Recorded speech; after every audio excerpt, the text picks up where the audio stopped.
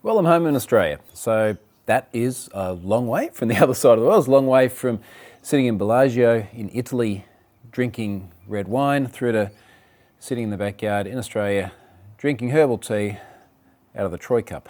So that's my life. How quickly things do change. Anyway, so where are we? Here back in Australia, I'm visiting my mum and dad at the moment, so I'm sitting in the back of their garden, which is particularly picturesque. It's actually been raining here. I got back and it was like, why is everything so dry? Australia tends to basically be either on fire or underwater or possibly in the middle of a cyclone. It always tends to be sort of one of these things. So I got back at sort of the fiery part of it, like literally we've had bushfires and so on here. Now it's just been dumping rain all day. Apparently it's like half of the October rainfall just in one day. So yeah, anyway, back to normal, I guess. Mostly normal until tomorrow. Tomorrow being Sunday, I am actually recording this a day late. Tomorrow I'm heading down to Sydney to do the NDC Sydney event. So I will actually be doing my Hack Yourself First workshop for the first time actually since I did it at NDC in Oslo in June, which feels like probably the longest gap I've ever had between doing workshops, but I have been busy. So I'll be down at NDC in Sydney doing that. I will also be doing a talk. What am I talking about? Hack to the Future. That's what it was. Oh, geez. I've got to prepare that talk. So I will be doing that talk in Sydney for NDC, I think on Wednesday, and I'll be doing a bunch of other things in Sydney while I'm there as well, because there are always a bunch of things to do. So that is my coming week. Now, got a list of things here. Not big things this week. There hasn't been a blog this week. I have been kind of busy and traveling, and plus, if you recall, I think I said this last week, but when I was in Bellagio, like I literally wanted to have a bit of downtime. I was there with my parents. I just managed to time in with their visit and my visit, so I kind of tried to do a little bit less. Downtime is a bit of a relative term, if I'm honest, but regardless. So, things that have happened. I'm coming to you on a brand new phone. So I got an iPhone 11 Pro the other day. Not the Max, just the Pro, which is for all intents and purposes the same size as the XS I had before. Big thing about the Pro being that it has super cool cameras. Now I haven't had much time to play with it, and the coolest of the cameras are on the back of the phone, so it's got sort of the whole wide angle job, which is probably the biggie there. A whole bunch of other cool sort of photo features I've just started to play with, particularly sort of doing things with the kids. Having portrait mode on the front was kind of cool. Not that I want to do selfie portraits, but I was playing around with my daughter before and we're having a bit of fun. So yeah, a bunch of new stuff on it. The low light is actually really good. So the low light camera is the biggest thing where I've just gone, all right, that is actually really nice. So I was pretty impressed with that. I don't know if anyone notices a whole lot of difference here with the videos. I think having like all the bright sky as well, overcast, but relatively bright. I don't know if that makes a massive amount of difference, but it's something. Face ID does feel a bit snappier. It is meant to be faster to authenticate. And I have a checkered history with Face ID. I mean, I was very supportive of it just before it came out a couple of years ago, from the premise of, I think biometrics for the most part are very good for many reasons. Go and Google my name if you're not sure why I would think that. I think Face ID in particular, given the difficulty of spoofing it, is especially good. I just found that it was a bit unreliable. Gen 1 in the iPhone 10, I guess it's going to be a bit unreliable. In fact, I did a blog post about how Face ID stinks. And I showed how particularly here in Oz, when it's really bright, and particularly when you're wearing sunglasses a lot as well, and I suspect polarized sunglasses may make it even worse, which I tend to wear because I'm on the water a lot, it just wasn't real good. XS was definitely better. 11 seems to be even better again. So far, positive feedback, but there's obviously nothing in there which is like, wow, this is an amazing new phone sort of thing. That is not this phone. Now, moving on to things. Oh man, I upset people again. I don't intentionally go out there to upset people, if I'm honest, most of the time. But this was a really odd one. Now you know what I'll do? I'll explain the experience I had and the intention of the tweet, and then we can talk about the responses to it and how some of them are okay and some of them are frankly just a little bit nutty. So, because I travel a lot, I do have different experiences with accessing websites in different parts of the world. And the one that has been a little bit of a constant theme since May last year, and some of you can probably see where this is starting to go, is that I'm very often in Europe. Very often. Well, okay, I am often in Europe, but often when I'm in Europe, I occasionally go to a link, say on Twitter, or I think in this case I'd actually gotten a Google alert because I have Google Alerts set up for key things that are relevant to me. And I click on the link expecting to read the story, and I get a message saying, I'm sorry, you're in Europe, we can't show you the story. Now, I got one of these when I was in Italy the other day. Now, here is the message here. Now, this also is Kenosha News, which is apparently some local place somewhere in America. I don't know. I wasn't particularly concerned about that. I just wanted to read the thing. Kenosha, that's probably the way it says, pronounced. Kenosha News, 451, unavailable due to legal reasons. Now, incidentally, and I actually did not know this, and I'm willing to admit I did not know this, HTTP 451 is unavailable for legal reasons, which is literally what the title says. Now, what does this say? RFC specified 451 response does not indicate whether the resource exists, but requests for it have been blocked if the resource has been removed for legal reasons and no longer exists. The status code was formally proposed in 2013, following earlier informal discussions in 2008. So relatively new. Now, there is a point here, and this gets to the heart of where I'm going. This is the Wikipedia explanation of 451.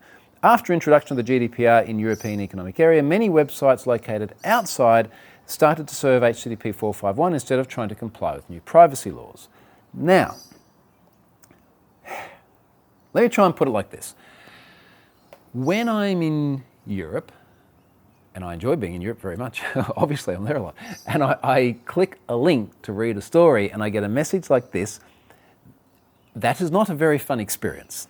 And what I mean by that is it sucks because I wanted to read the story. That's why I clicked on the link, and then I get this message and it's kind of sucky. And I tweeted and I said, there's a lot of stuff I love about Europe, but seeing this sort of thing is not one of them. Now, that to me was a pretty face value statement. This experience is not fun. You know, when you go to access something on the internet and because of your location, you're not allowed to access it.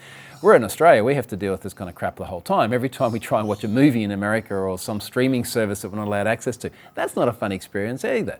That's got privacy and copyright laws and all sorts of things like that. This, of course, is due to GDPR.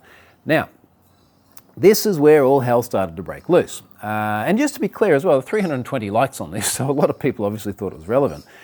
But immediately, all these people sort of got into, I'll give you a perfect example, top response here. How is it Europe's fault if the website decided to be non-compliant with GDPR and blocks European traffic to avoid possible legal issues?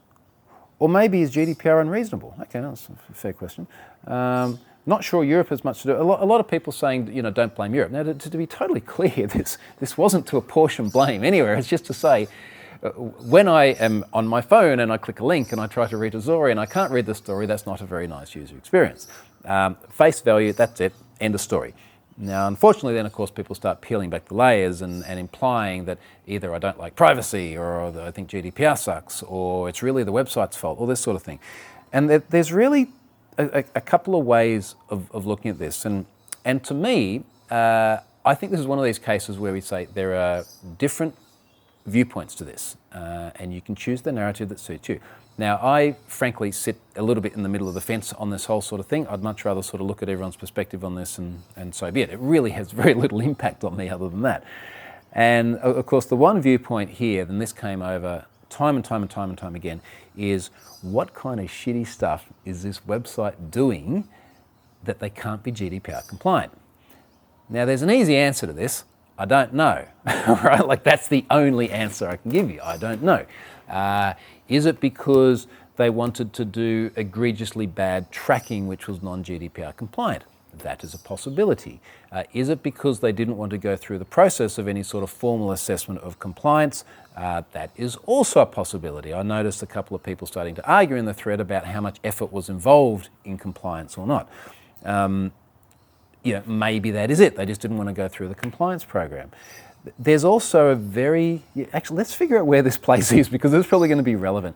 Kenosha, there's people listening to this right now going, how on earth don't you know where this is? It's somewhere in America. Wisconsin.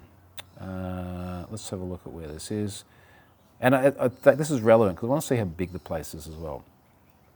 Here we go.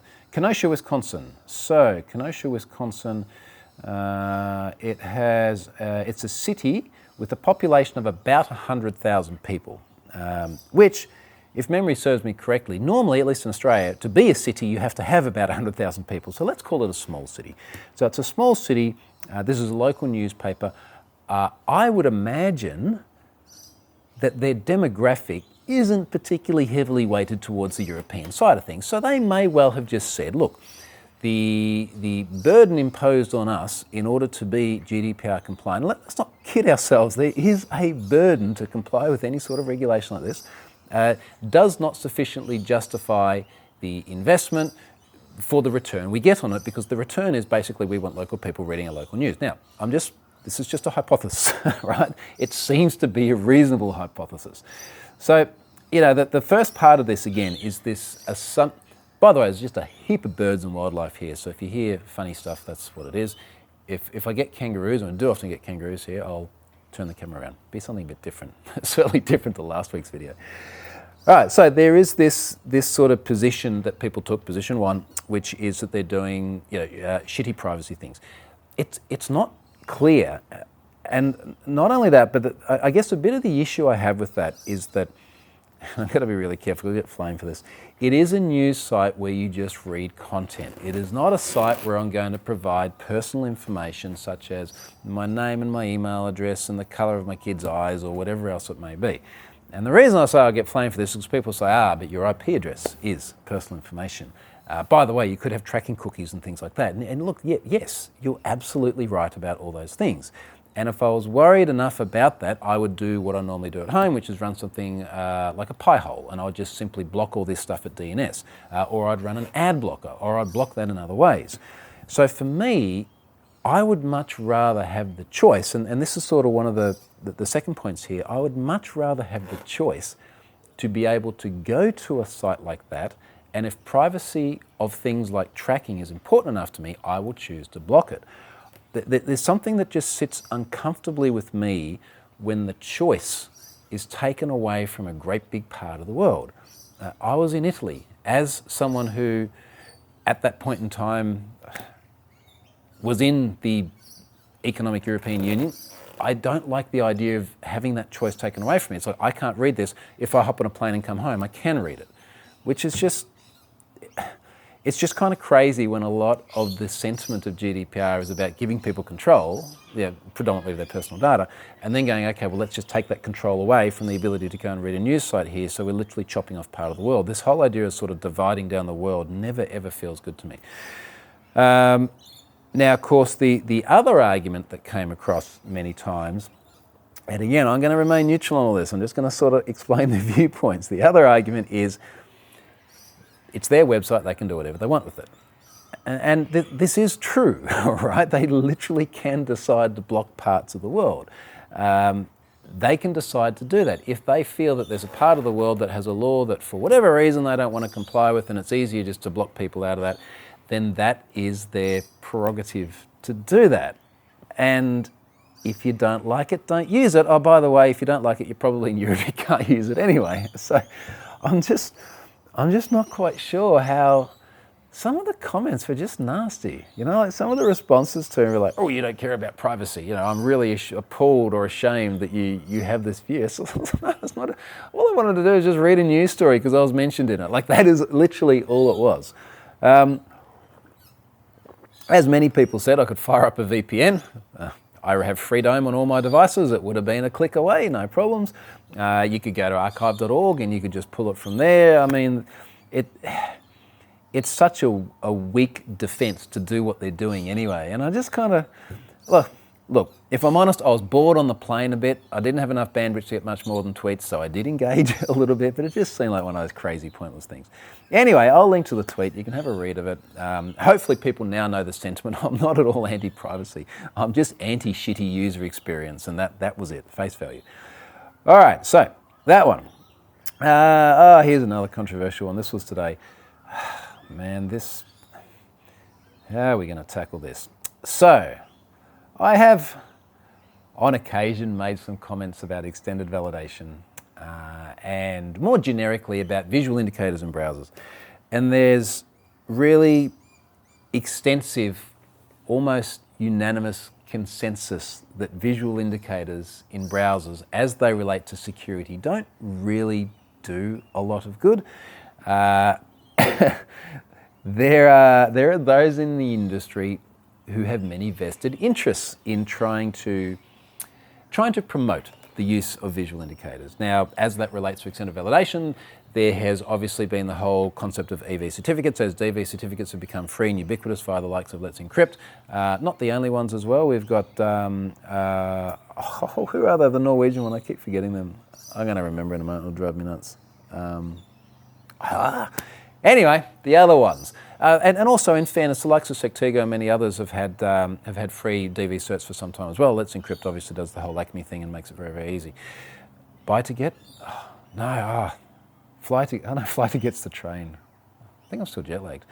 Anywho, so there's the extended validated indicators. Now, of course, commercial CAs have had a vested interest in selling those certificates because they've no longer been able to sell DV certificates because this is bugging me so much. I'm literally Googling Norwegian Certificate Authority. Certificate. I even met up with these guys or saw their stand at the Java Zone event just the other day. Bypass, thank you, sorry. Okay, I can let that go now. Bypass. And Bypass was what I remember because they also implement Acme Protocol, which makes it really easy to sort of flick between them and Let's Encrypt. Anywho, the whole EV thing, commercial CAs have a very, very strong financial incentive to push the use of EV certificates. Now that does create perverse incentives by any reasonable definition. And the perverse incentive is they want to sell more of these things and they want to promote them more because then they'll make more money. They will find studies and let me just air quote this, studies and research to explain why you should go and buy their EVs. Now, it's not just the certificate authorities. There are other parties out there as well that have vested commercial interests in people believing that an extended valid or some sort of visual indicator in the browser is somehow going to give them more security. Now, one of these is MetaCert. Now, I was looking at MetaCert recently because I got a bunch of comments on my blog which started just going down this really argumentative, unconstructive path to the point where I sort of went, okay, look, this is going off the rails. I think I actually linked to I've got a policy around commenting on my blog, and it basically says once it gets argumentative and you're just here trying to argue the same shit over and over and over again, I'll get to the point where I kill the discussion, which basically means just blocking the person. Simply because it's my blog. I can't do that on Twitter. I can't stop them from commenting because I'm just a guest there. But when it's my blog, you're a guest there. So anyway, there's this metacert.com website. What's their pricing here actually? How do they actually monetize this? They have a visual indicator in the browser to indicate whether the site is safe or not. Why does it all get customized quotes? Teams and business, 5+ users get customized quote. Enterprise, 50+ users get customized quote. What about personal and family? All right, personal, $3.99 a month. Family, $9.99 a month. Buy this, you'll get a thing in your browser telling you whether the site is safe or not. Now actually, in fairness to them, if you are invested enough to start spending money in adding an extension to your browser and you're the one deciding to spend the money, then good on you, then do it. And just to be clear, I have no reason to suspect that this doesn't work insofar as you get the indicator when the site is known to be safe. I imagine it's not there, or there's some active warning if the site is either malicious or other, or perhaps unknown.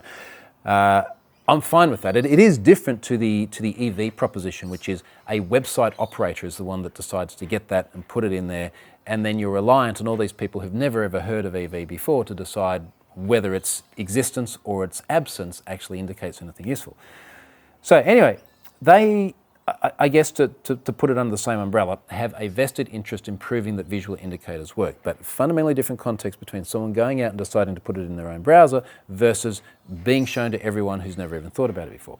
Anyway, the bloke who's behind this, Paul Walsh, has written a blog post here for the CA Security Council. Now, of course, the CA Security Council is a council that does have a lot of interest in their members actually being able to sell EV certificates. And let's just start going through there. The title of it is The Insecure Elephant in the Room. Now, this came across my radar because I saw a bunch of people pointing to it on Twitter just going, this is absolutely ridiculous. And then I had to go and have a look at it to realise what's happened. And there's a lot of stuff on here about the rate of phishing. Now, again, keeping in mind, and this is where it's a little bit ambiguous to me, the context, because someone's written it who sells a browser extension for whom individuals already have a vested interest in using it and will look for it, but it's on the CA Council website, and obviously their vested interest is much more around getting websites using EV certificates, which is something that people don't understand because they've never seen it before, or they simply don't understand the context. So a lot of talk about phishing.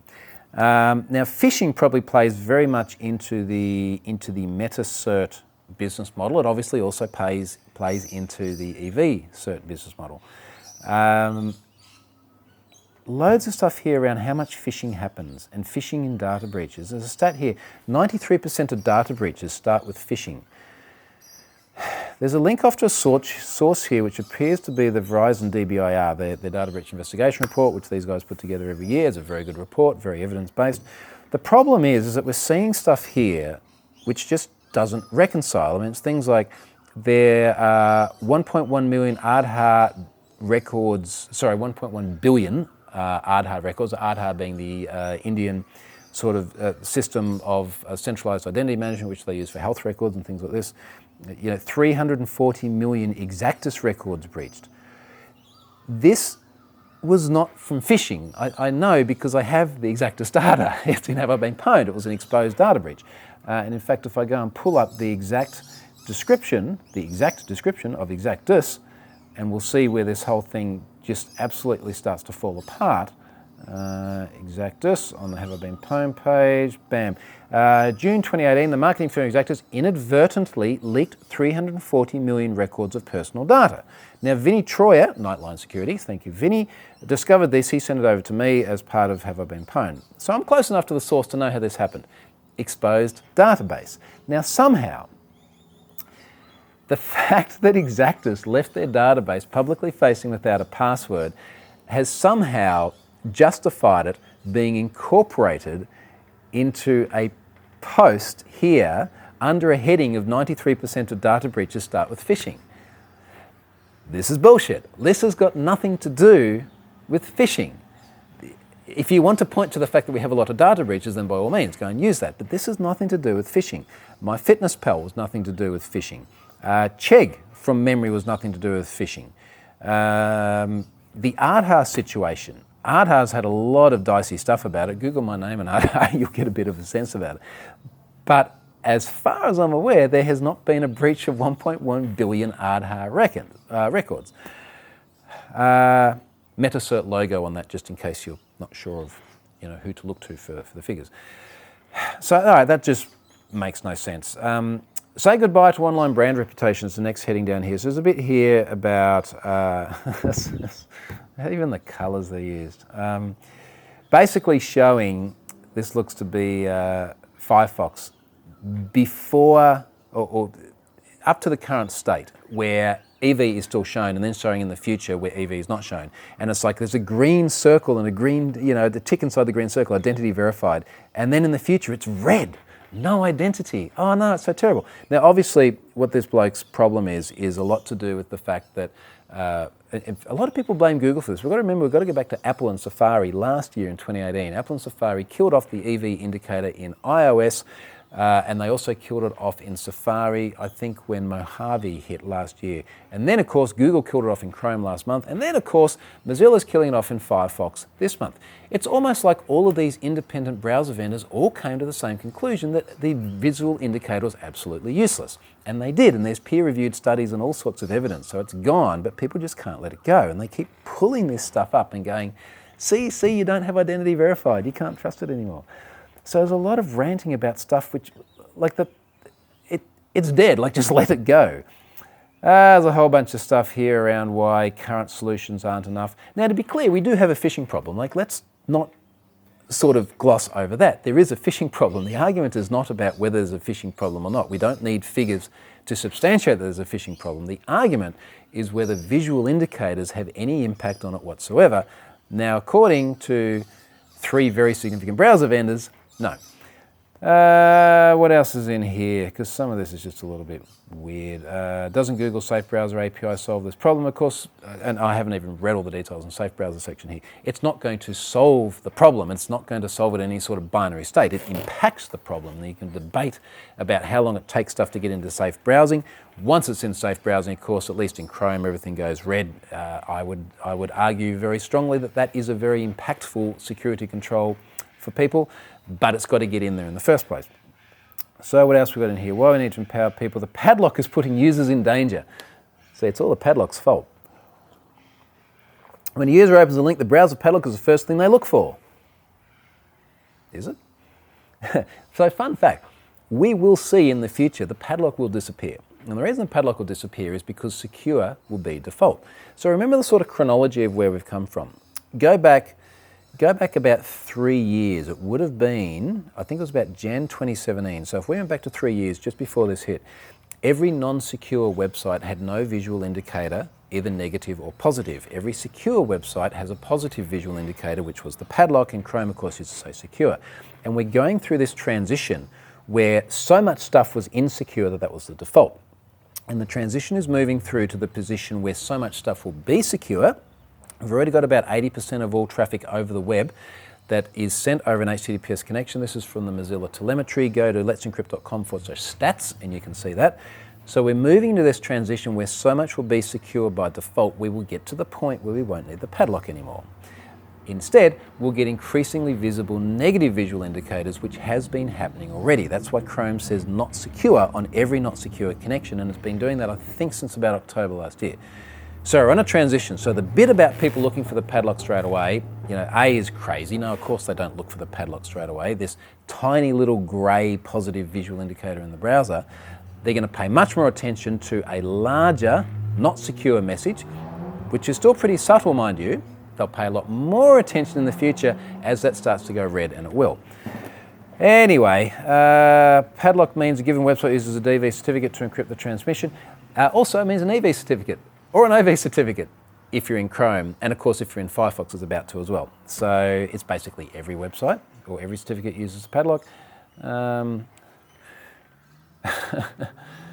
This is so screwy. It's a big headline here. It's now virtually impossible in green, to know which websites you can trust. 93% of phishing sites display a padlock. So, fun fact, over 80% of websites already display a padlock. So, 40% of malware URLs display a padlock. 74% of illegal URLs display a padlock. I agree, get rid of the padlock. I'd be very happy just to see the padlock totally gone. Jeez, what's going on down there? I'd be happy to see the padlock totally gone and no longer have this ambiguity, and we just start flagging the negative stuff that doesn't have it at all. Metacert logo on that image as well, just in case you weren't sure about where everything came from. Here's a heading: how free DV certificates are making the internet less safe.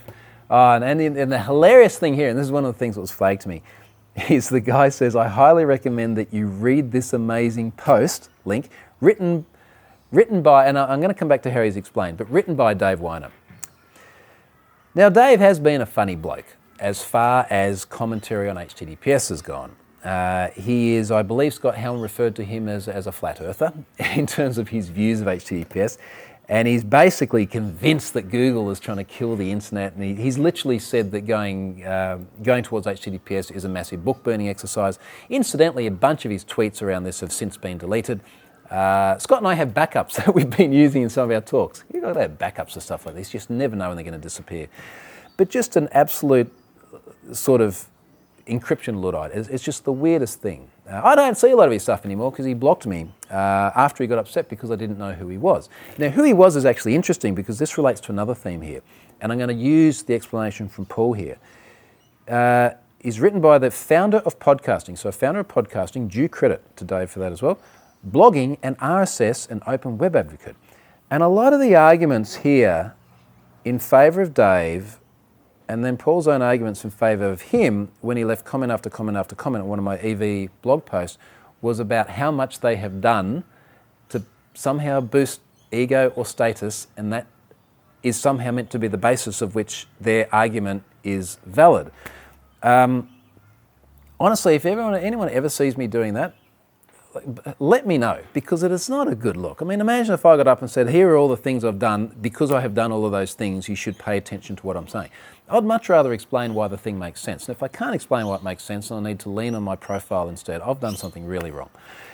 Anyway, it goes on. There's a whole number of free certificates issued by Let's Encrypt. Everyone's always blaming Let's Encrypt. Which is funny, of course, because Komodo was issuing a lot more phishing certificates or certificates to phishing websites than Let's Encrypt until recently. And then Let's Encrypt got a lot bigger. So turns out that people doing phishing attacks also like free, automated and open certificate authorities. So it goes on and blame Let's Encrypt. What's this headline?